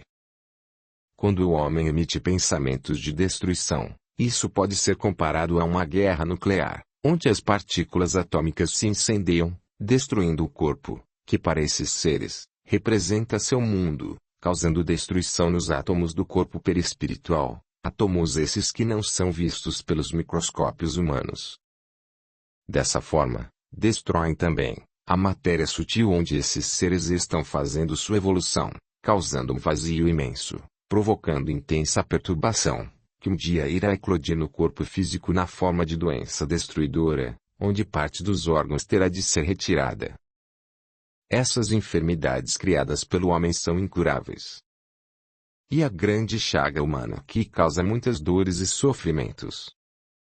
Isso ocorre não porque Deus castigou ou puniu alguém, mas porque o próprio homem buscou esse caminho para seguir e, muitas vezes, pelos próprios pensamentos, por não respeitar os princípios inteligentes, que estão em evolução no campo intelectual e moral. Ah, meus filhos, se o homem entendesse a oportunidade que Deus dá a todos nós ao permitir nossa evolução no corpo físico, mesmo sendo ele muito grosseiro, pesado e materializado, ele respeitaria mais a natureza, porque mesmo no reino animal, existe um sopro de vida inteligente que também está evoluindo. Nesses corpos há bilhões de princípios inteligentes evoluindo na Terra e em todo o sistema solar. Nessa dimensão em que o homem começou a penetrar, com a descoberta de outros mundos, a luz do sol não chega brilhantemente, mas, ainda assim, ela é parte do nosso sistema solar. Em estado latente, em cada sementinha há bilhões de seres esperando o momento certo para eclodir e fazer sua caminhada evolutiva por onde o homem um dia passou como princípio inteligente e individualidade. Deus lhe deu a sua visão à eternidade, o caminho a percorrer entre o átomo e o arcanjo, e há uma forte ligação entre eles. O arcanjo de hoje foi o átomo de ontem. O átomo de hoje será o arcanjo de amanhã e, por isso, meus amigos, respeitem a natureza. A Terra é uma enorme maternidade, onde os germes da vida se encontram em estado latente, manifestando-se, às vezes, em futuras mentes, e outros germes se manifestarão. O Pai nunca para de criar. Existem outros mundos iguais à Terra, com a mesma atmosfera física, onde se encontram espíritos como nós e também seres vivendo como princípio inteligente, fazendo sua evolução. Não estamos sozinhos no universo. Esses mundos se encontram tão distantes da Terra que não temos capacidade física e mental para imaginar, para compreender tamanha distância. Poderíamos fazer uma pequena comparação. Se puséssemos uma pequena formiga para atravessar a Terra em 5 segundos, entre o início e o fim, de um extremo a outro, seria a mesma proporção que gastaríamos em nosso tempo biológico para chegarmos a esses mundos. É difícil comparar a pobreza material em que nos encontramos na Terra, com a condição dos espíritos puros que habitam nosso mundo e outras esferas espirituais, aos quais podemos chegar somente em sonho, quando nosso corpo físico está descansando e nosso espírito pode ir para essas dimensões espirituais ou visitar outros mundos, dependendo de sua condição evolutiva. A distância entre esses mundos em que existe vida semelhante a nossa e o nosso, pode ser comparada ao tempo que os espíritos superiores gastam para sair da Terra e visitar um desses mundos. Seria o mesmo tempo gasto por um pai de família que sai pela manhã e vai para o trabalho, mas antes fala para a companheira: prepare o almoço, pois venho para almoçar. O espírito superior pode visitar esses mundos utilizando esse mesmo tempo ou até menos. Não existe distância para ele, porque tem uma facilidade incrível de se locomover de um lugar para outro com a velocidade do pensamento. Isso, para nós, espíritos criados por Deus que se encontram em evolução, seria uma verdadeira alegria e total liberdade. Sabemos que os espíritos têm uma capacidade muito superior à do homem para refletir quando se encontram desencarnados, porque viver num corpo de carne traz grandes limitações. Mas, quando está no estado de espírito livre, essas desaparecem e ele se liberta, deixa de ser escravo desse corpo físico que nos prende ao solo da terra. Somos tão importantes para Deus que Ele nos criou individualmente, e dentro de cada um de nós colocou sua centelha divina. Ele espera que um dia essa semente possa se manifestar, mediante nosso comportamento moral e intelectual, e que seja a sua semelhança. Por amor e pelo amor nos criou e nos colocou no universo.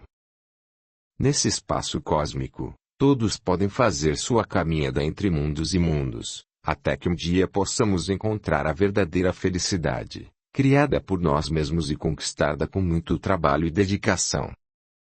Devemos cuidar desta obra-prima que é a natureza divina que está em nós, e que se manifesta em favor de outras criaturas que existem em toda a parte do universo. E nós, como espíritos inteligentes, no caminho de retorno aos braços do Pai, ao encontro com a felicidade eterna que é o Deus em nós, podemos assim dizer: o Deus em mim cumprimenta e compreende o Deus que está em você. O homem ainda tem um caminho a percorrer até que a Terra passe por essa transformação. Ainda virão muitas dores, lágrimas e provas. Mas a luz que brilha no alvorecer de cada dia há de trazer a regeneração aos homens. Brevemente, quando a Terra se encontrar na condição de regenerada, o amor há de se sobrepor ao mal. No momento, o mal continua se sobrepondo ao bem. O homem vai encontrar dentro de si mesmo um instinto de regeneração. Ele estará regenerado, preparado para exercer um novo papel na Terra, na convivência com seus semelhantes, respeitando o próximo e amando como Jesus amou. Capítulo 34. Ao término, Eurípides, com a humildade que lhe é peculiar, proclamando ser apenas um servo da seara e, portanto, necessitado de oportunidade de trabalho no campo espiritual, estava grato à homenagem que lhe era concedida. Ele repassava aí, ao mesmo tempo, retribuía a honra daquela homenagem a Jesus, ressaltando que só ele é digno de tal deferência. Em agradecimento pela presença dos trabalhadores, Eurípides encerrou o encontro recitando o poema intitulado Deus, que foi psicografado por ele quando estava encarnado na Terra. Deus. O universo é obra inteligentíssima, obra que transcende a mais genial inteligência humana. E como todo efeito inteligente tem uma causa inteligente, é forçoso inferir que a do universo é superior a toda a inteligência. E a inteligência das inteligências, a causa das causas, a lei das leis, o princípio dos princípios, a razão das razões, a consciência das consciências, é Deus. Deus. Nome 1000 vezes santo, que Isaac Newton jamais pronunciava sem descobrir-se. É Deus. Deus, que vos revelais pela natureza, vossa filha e nossa mãe. Reconheço-vos eu, Senhor, na poesia da criação, na criança que sorri, no ancião que tropeça, no mendigo que implora, na mão que assiste, na mãe que vela, no pai que instrui, no apóstolo que evangeliza. Deus. Reconheço-vos eu, Senhor, no amor da esposa, no afeto do filho, na estima da irmã, na justiça do justo, na misericórdia do indulgente, na fé do pio, na esperança dos povos, na caridade dos bons, na inteireza dos íntegros. Deus. Reconheço-vos eu, Senhor, no estro do vate, na eloquência do orador, na inspiração do artista, na santidade do moralista, na sabedoria do filósofo, nos fogos do gênio. Deus. Reconheço-vos eu, Senhor, na flor dos vergéis, na relva dos vales, no matiz dos campos, na brisa dos prados, no perfume das campinas, no murmúrio das fontes, no rumorejo das franças, na música dos bosques, na placidez dos lagos, na altivez dos montes, na amplidão dos oceanos, na majestade do firmamento. Deus. Reconheço-vos eu, Senhor, nos lindos antélios, no íris multicolor, nas auroras polares, no argente da lua, no brilho do sol, na fulgência das estrelas, no fulgor das constelações. Deus. Reconheço-vos eu, Senhor, na formação das nebulosas, na origem dos mundos, na gênese dos sóis, no berço das humanidades, na maravilha, no esplendor, no sublime do infinito. Deus. Reconheço-vos eu, Senhor, com Jesus, quando ora. Pai nosso que estais nos céus. Ou com os anjos, quando cantam. Glória a Deus nas alturas. Aleluia. Eurípides Barçanufo Sacramento, 18 de janeiro de 1914. Quando Eurípides terminou o poema, a comoção tomou conta de todos os presentes. Célio e Celina não se continham, pois era a primeira vez que participavam de tão importante festa espiritual. E, envolvidas em energias renovadas para os compromissos assumidos, todas as caravanas retornaram a seus postos. No percurso de volta à casa transitória, deparamos com uma situação que nos chamou a atenção.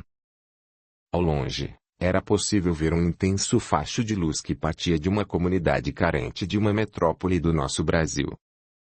A cada segundo, a luz aumentava de intensidade e, pela forma contínua como era emitida, pressentimos que se tratava de um pedido de socorro.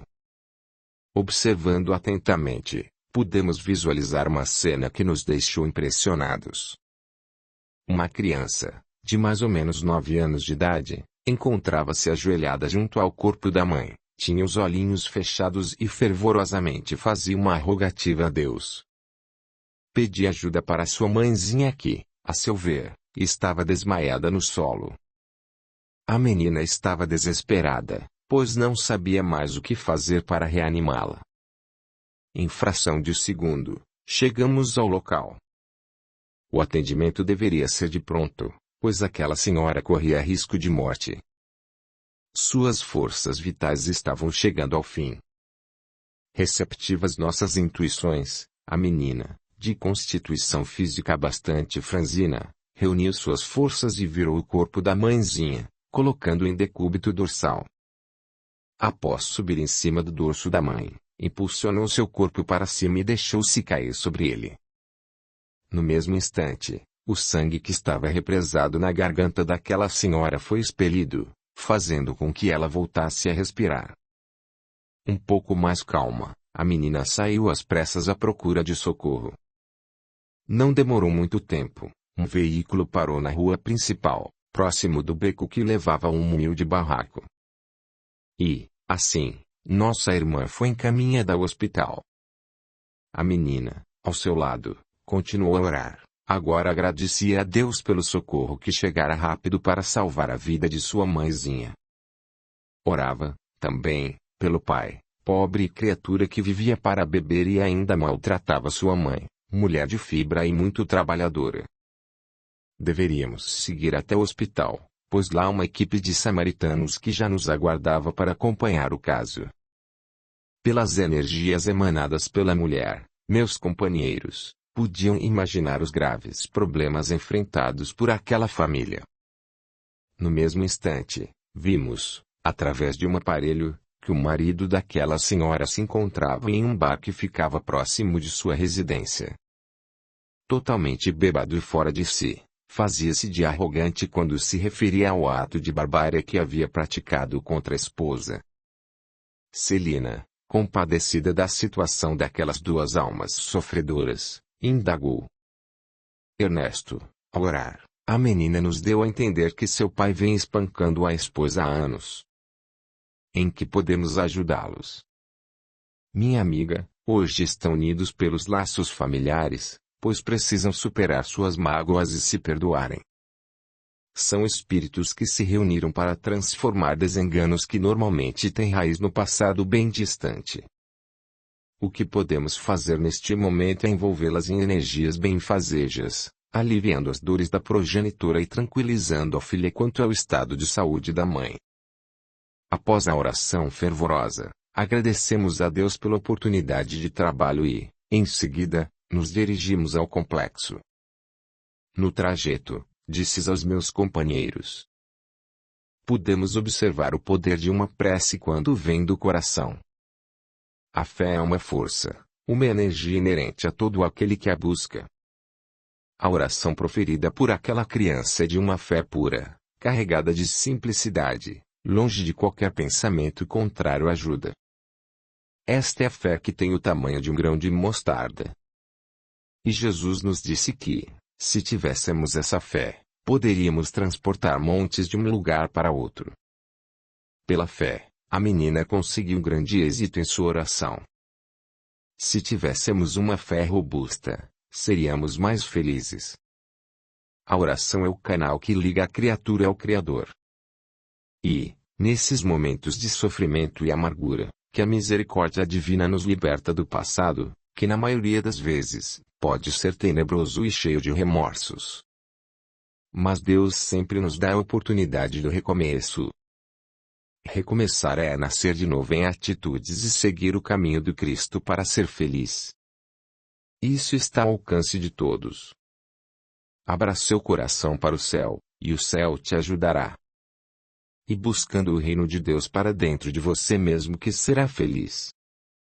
E, em um piscar de olhos, já estávamos diante do grande muro que protege a casa transitória. E ali, debaixo daqueles gigantes ipês, vimos vários amigos que aguardavam nossa chegada. Entre eles estavam Jerônimo Mendonça, Antusa e o Dr. Alberto. Jerônimo Mendonça, que sabe aproveitar a oportunidade de levar incentivo ao trabalho renovador, nos disse com reiterada alegria: sejam bem-vindos. Os bons filhos sempre à casa retornam.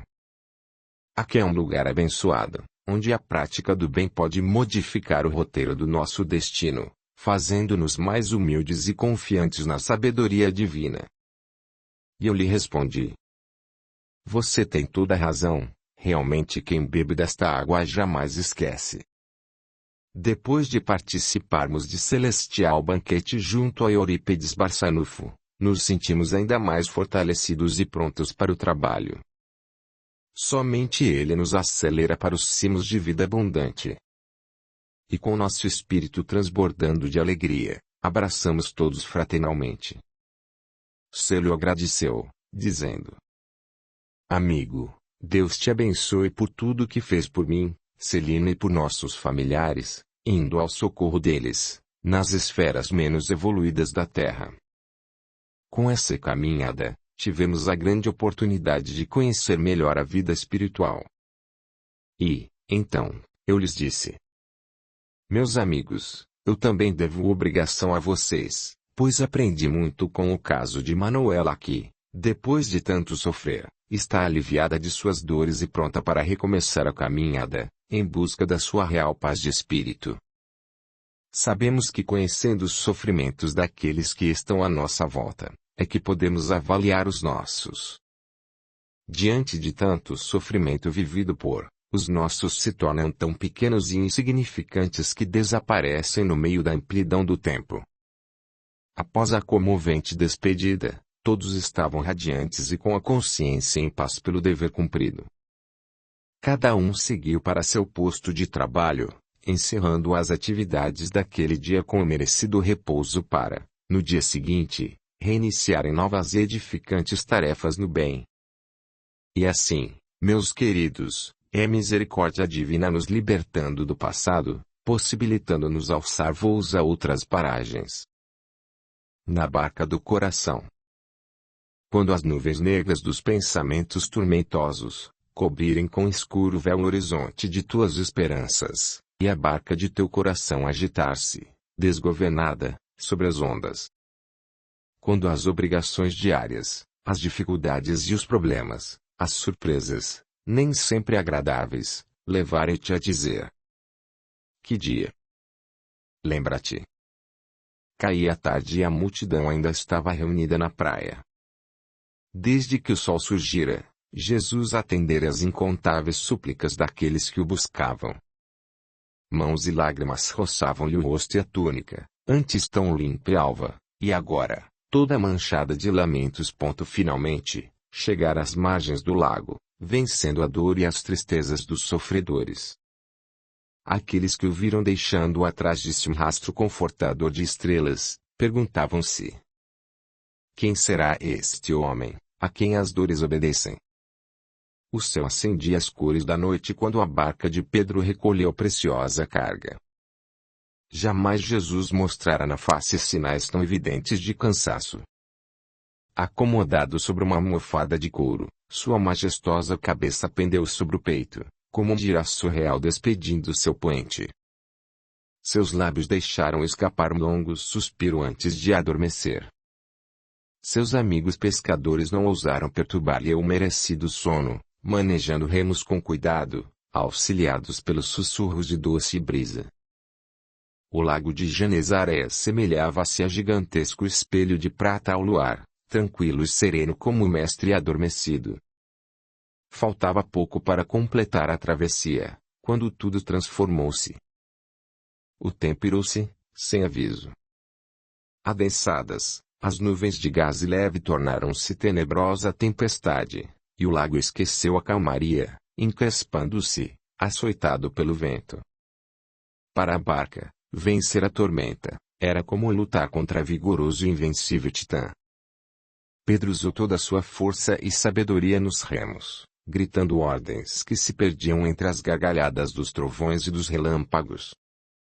Os discípulos assustados, correram acordar Jesus que ainda dormia.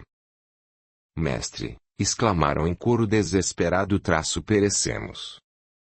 Jesus, assim desperto, levantou-se prontamente, equilibrando o corpo cansado muito ereto, apesar da barca que por pouco não naufragava. Sua majestosa silhueta parecia estar envolta em misteriosa luz, quando ergueu os braços, ordenando à tempestade: calai-vos. E voltando-se para os amigos: acalmai-vos. Homens, onde está a vossa fé? Os ventos emudeceram e o lago baixou suas ondas, aplacado por misterioso imperativo. Os discípulos olhavam-se, num misto de surpresa e alívio. Envergonhados, voltaram-se para os remos. No compasso ritmado avançava a barca, ao compasso do coração daqueles homens que se perguntavam: quem será este homem, a quem os ventos obedecem? Quando as nuvens negras dos pensamentos tormentosos cobrirem com escuro véu o horizonte de tuas esperanças, e a barca de teu coração agitar-se, desgovernada, sobre as ondas. Quando as obrigações diárias, as dificuldades e os problemas, as surpresas, nem sempre agradáveis, levarem-te a dizer: que dia? Lembra-te. Acorda a mensagem do Cristo adormecida em ti. Acalma-te. Fim. Se você gostou desta história, por favor, deixe o seu like. Este audiolivro representa uma contribuição do canal Surya Chand Audiobook, para aqueles que necessitam, como é o caso dos deficientes visuais, e como forma de acesso e divulgação para todos. Se inscreva, ative o sininho, e clique em todas, para receber as notificações de novos audiolivros. Deixe o seu gostei, o seu comentário, e compartilhe. O seu apoio ajuda o canal a crescer. A gratidão é o caminho da evolução. Torne-se membro do canal, e dê o seu apoio ao trabalho realizado com muito carinho para você. Lembre-se de valorizar e reconhecer o trabalho do autor, adquirindo suas obras. Se você gostou deste livro, o que acha de fazer com que outras pessoas venham a conhecê-lo também? Poderia comentá-lo com aquelas do seu relacionamento e compartilhá-lo. O importante é a divulgação da boa leitura, principalmente a literatura espírita. Entre nessa corrente.